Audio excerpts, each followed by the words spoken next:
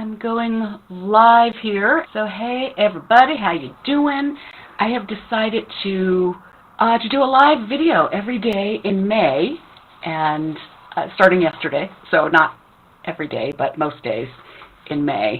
And here I am. So I'm sitting here and painting and doing some retreat planning, because art always helps me to think about stuff and work through stuff. And you know, it's like when you get your best ideas in a shower or when you're driving, it's like your brain can just release enough so that you can let the ideas in. That's what art does for me. So I thought I would just ramble a little bit while I paint. And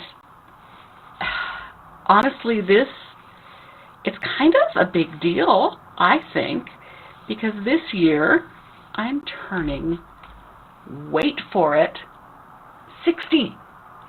60. I don't know how that happened, but it's a big birthday, and I am actually happy and excited. That apron's too tight. And my birthday happens in August, which is when my retreat happens. And I'm not going to be in Oaxaca for my birthday, but I'm going to celebrate it there. You know I'm going to celebrate it there. So if you were coming on my retreat in August, you get to celebrate with me. And we're going to have so much fun. So it's really kind of interesting, because not only have I been on the planet for coming up on 60 years, but that means I've been painting for 30 years, half my life, which it just kind of blows me away. And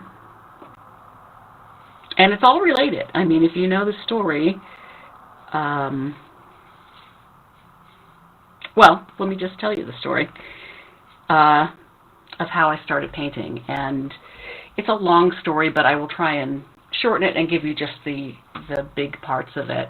1995?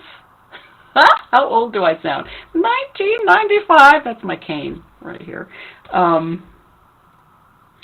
was not an artist in any way, shape, or form. My sister was an artist.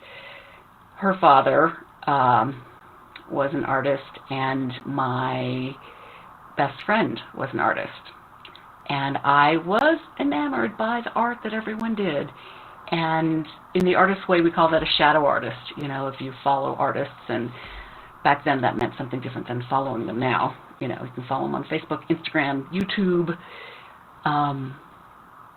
But back then it meant I hung out with them. I hung out with artists, and I was just enamored by the work that they would do. You know, I would sit and watch my sister just paint. All these paintings just seemed to just come out of her. They were abstract, and they were structured and not, and just beautiful. And my best friend would paint these giant canvases. She'd gone to school for art, and there's just these big, beautiful, abstract paintings, and I was just so enamored. And fast forward to actually November of 1995, my sister was in a car crash and died, which was, I mean, it was tragic, as you can imagine. She was 19, I was 29, and I can't even begin to tell you how hard that was. She was my first major loss. But I don't need to go into that. We've all lost people. But it was really hard. And the next year, 1996, the family gathered to commemorate her birthday, and I was telling my sister's father, she was my half-sister, telling him how I was interested in art and how I loved looking at Melissa, my sister's paintings, and Zan's paintings, and he said, oh, well, hold on. He left the room, came back with a box of art supplies and an easel, and they were my sister's, and he said, I think you should have this. So I started painting. That's the long and short of it. I just picked them up and started painting. And I had my best friend Zan to help me. She sort of mentored me, and I just never looked back. And painting helped me process. So my birthday's in August. My sister's birthday was in August also. So I'm turning 60 on August 17th. My sister, her birthday was on August 22nd. So I'm just going to say August 22nd will be 30 years of painting. So I think that's amazing. And just painting for half my life it's incredible. And painting has brought me